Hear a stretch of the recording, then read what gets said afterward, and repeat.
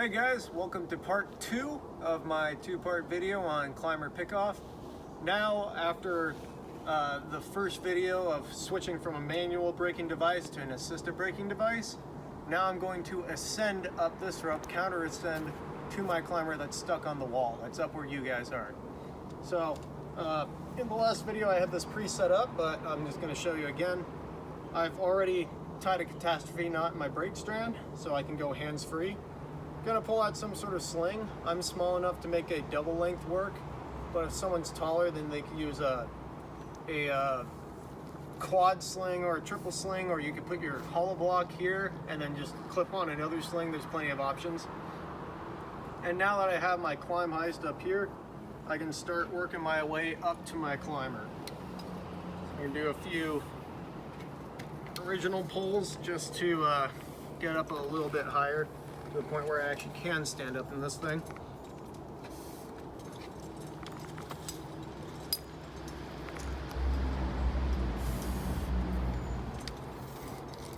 So I'm just sliding up my sling and standing up in it. When I stand up, it's really nice to get my foot directly underneath my entire body, so that way I help hold myself in balance a bit more and I can push off that leg.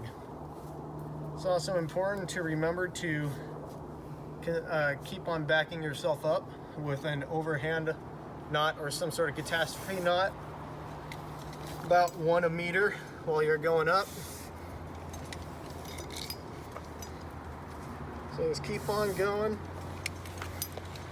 One more, maybe just one more I'm gonna get. So I'm just about level with my climber. Tie yet another catastrophe knot. There we go. And so now that I'm actually level with my climber, I need to do something to attach to their rope up here and attach it back to myself, so that way when I lower myself down, I actually bring the climber down with me. That's great. I already have a piece of material right here. So what I'm gonna do, yeah, okay, I guess we'll pop that out now, huh? Oh, you're good. You can leave it in there for now, or whatever.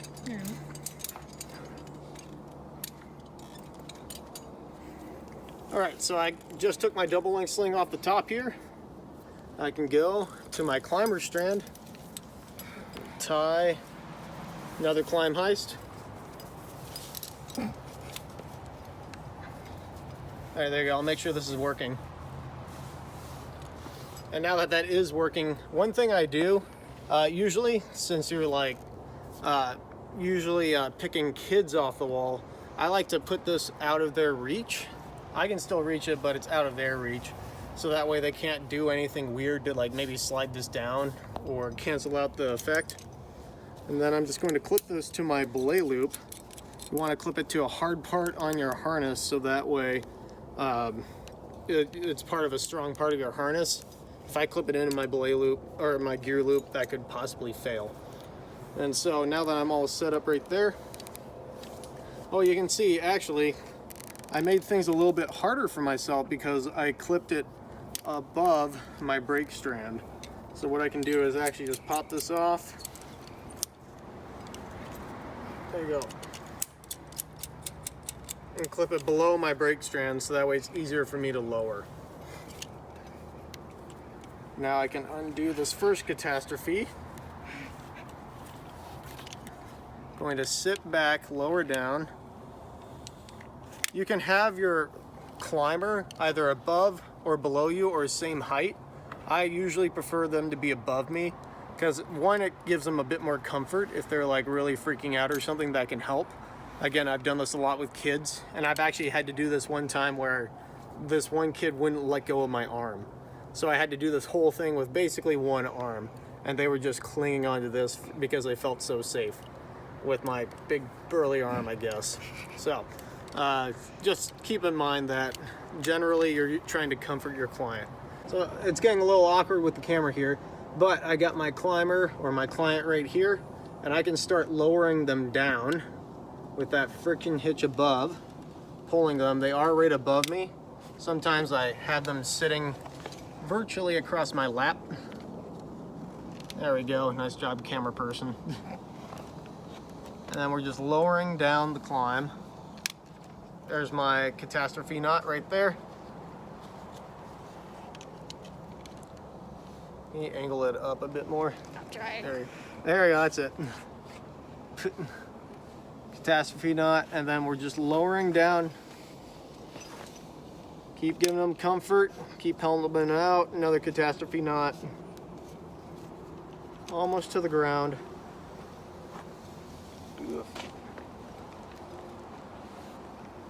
When I get to the ground, I try to stand up first, and that way the client, I start lowering them down and they can find their footing. There we go. Now we're all back on the ground, everyone's happy. So one big reason why we want to actually attach them to this friction hitch above their harness is that it also provides a lot of guide security. So if I'm sitting down in the rope and my client decides to latch on the wall or grab on something, and then there's a bunch of slack introduced to this end, so there's a bunch of slack here, you can see how this prusik actually is holding me right here. It's creating a closed loop, and so that way I don't start to shoot down, and then that could cause them to start shooting up or who knows what after that. Well guys, that was my two-part video on taking over a belay and then pulling a climber off the wall, the climber pickoff. If you have any other questions about this, some good reference materials are the SPI handbook. That is part of every SPI course. That's the textbook that you need. Has more illustrations on this. You can also leave a comment in the comment section if you want to ask me a specific question. Well, other than that, if you liked my video, consider subscribing to the channel, and I'll see you guys in the next one. Top of Mount Erie main wall.